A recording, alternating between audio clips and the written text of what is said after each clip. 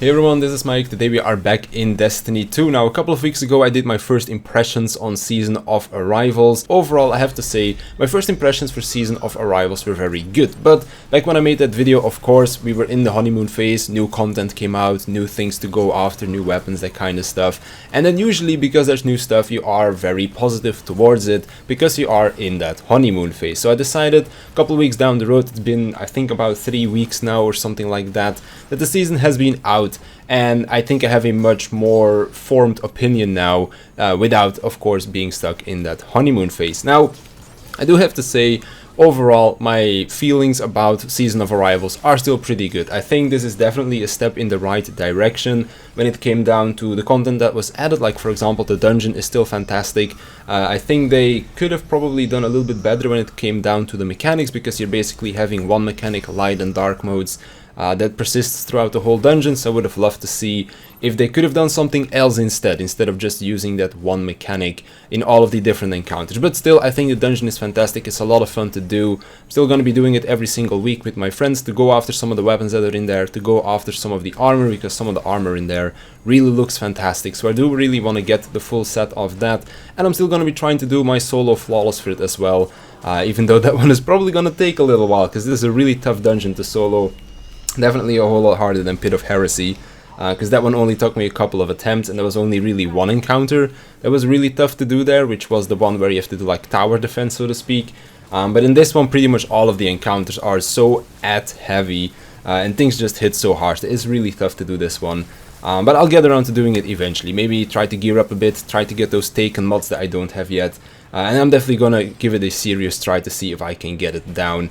One of these weeks. Probably not going to be anytime soon, because I'm still busy with some other stuff as well. But once I get some time to actually put into it, you can definitely expect that video sometime in the future on my channel. If I don't forget to record it, of course. But yeah, so dungeon, pretty good content, really enjoying that one. And then of course, every single week we are getting a new story mission. This is something that I was really looking forward to in my first impressions. I also mentioned that I really hope that they would keep this up, that they would keep giving us story missions every single week. Now, the way that these work is relatively similar to all of the other previous weeks. It's not like we're getting a fully fledged story mission every single week, because that was kind of expecting a little bit too much as well. If they really have to bring out a full-fledged new story mission every single week, I think that would be a little bit too much when it comes down to like their developing cycle and that kind of stuff. But at least I'm pretty happy with what we got. So the way it works is really simple. You go to the tower, you pick up your weekly quest from the seasonal vendor, your prismatic recaster. You do the public event a couple of times, which is our seasonal public event called Contact. I believe you do like 2 full runs or something like that. That's basically enough. So it takes about half an hour maybe to get that one done. So it's really not too bad. The public event itself also isn't too bad either. I think it's pretty fun to do. You like going after those champions. Most of the time you just swing around with your falling guillotine and they just melt anyways. But there's like rotating different bosses. Each boss also has different mechanics. Like for example, this week we have a knight that needs to stay close to his adds, because otherwise if the add goes too far away, they get shields and become invulnerable. So it's kind of cool like that. Last week we had an ogre that got healed by wizards, so you had to like go check out where the wizards were to go kill them first and then focus on the ogre. And then if new wizards would spawn, you would have to go chase them again. So I do think it's quite nice they have rotating bosses. It does feel a little bit different every single week that you're gonna do it, and you only need to do it twice a week in order to get that mission done as well, or the quest, whatever you want to call it. Then after that, you get sent into one of the playlists, or well, you usually have a couple of options. This week it's Crucible and some other stuff. I think it was Reckoning or something. I'm not 100% sure. I've basically just been doing Crucible for it. But it's really cool to see that basically every single week they want you to do something else. I think I did Nightmare Hunts for week 1, week 2 it was Gambit Prime, and now I've just been doing competitive Crucible, which is another one where you could basically get the points necessary in order to progress the quest. And then last but not least, you have that little story mission. Story mission itself is pretty similar to all of the other ones that we've had. You basically go into the cradle, I believe it is called. You go and fight against a Shrieker, and once you kill the Shrieker, you basically get a little bit of dialogue with Eris Morn, and that's pretty much it. It's not a whole lot, but it is definitely a whole lot more than we had in Season of the Worthy, where we pretty much got nothing, and I was very disappointed about that. And I think at least having some way that you feel like you're involved with the story, fending off the hive from your interference with the darkness, and then of course leading up towards the next expansion. I think by the time that we're basically done defecting the hive or deflecting the hive from our interactions with the darkness, we're going to learn more about the darkness towards the end of the season, and then of course with the next expansion later this year we're basically going to be getting a whole lot more information about that. So I think this is a pretty cool placeholder leading up to that.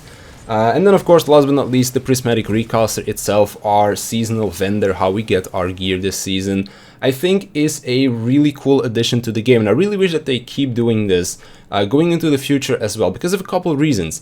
First of all, you don't need to do anything specific in order to obtain the loot. If you wanted to get loot in the previous seasons, you had to do seasonal specific stuff. For example, Season of Undying, you had to go and do the Vex Offensive.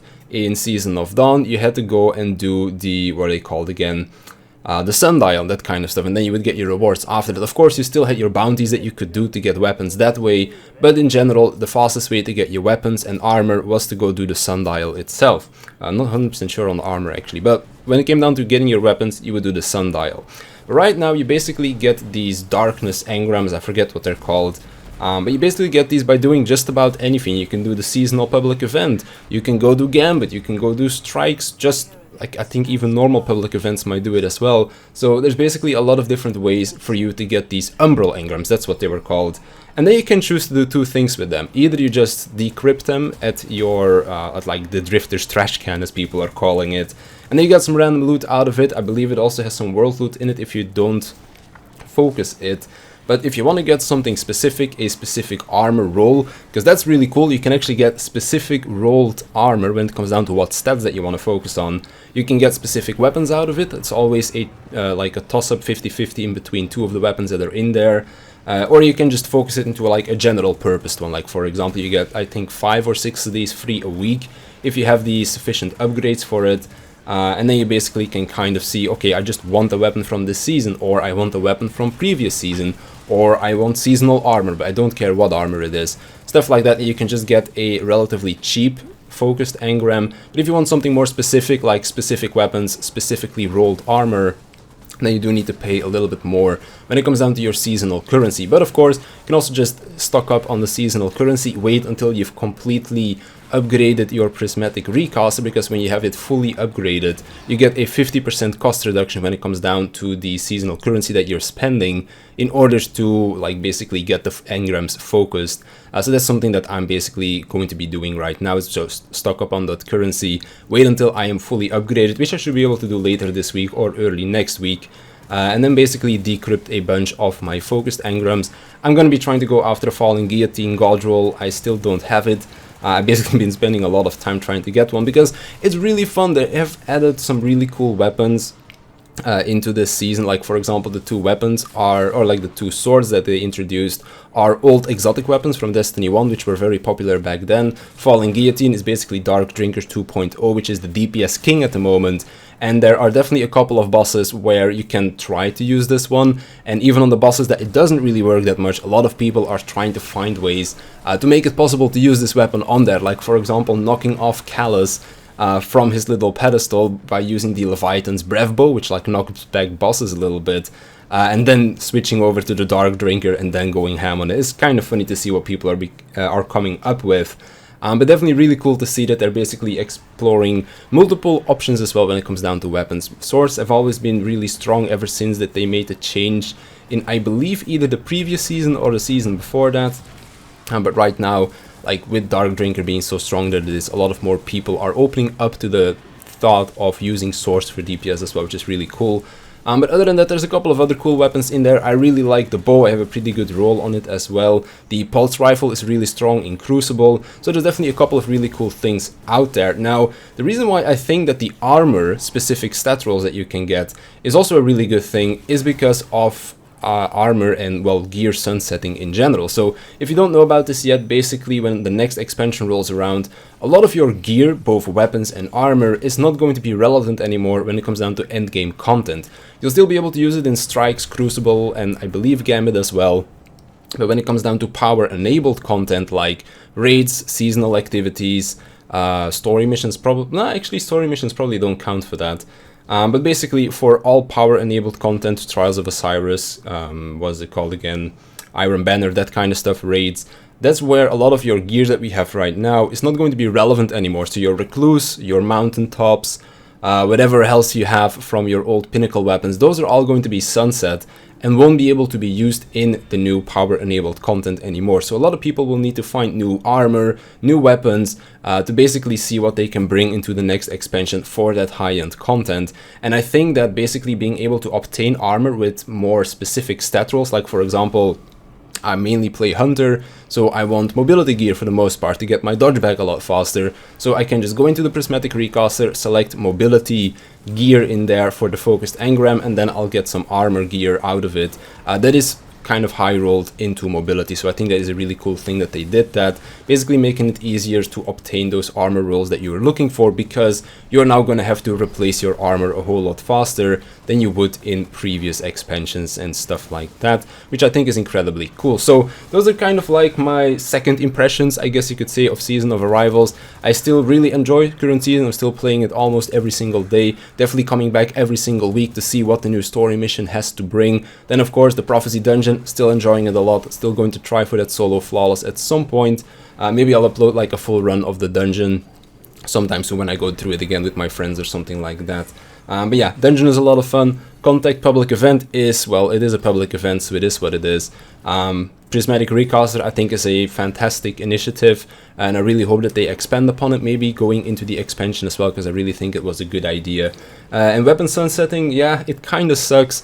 I will probably not really see the full backlash of the community just yet until the next expansion comes out, where we'll finally feel like the impact of the sunsetting, because that's where our weapons and armor will start to go away.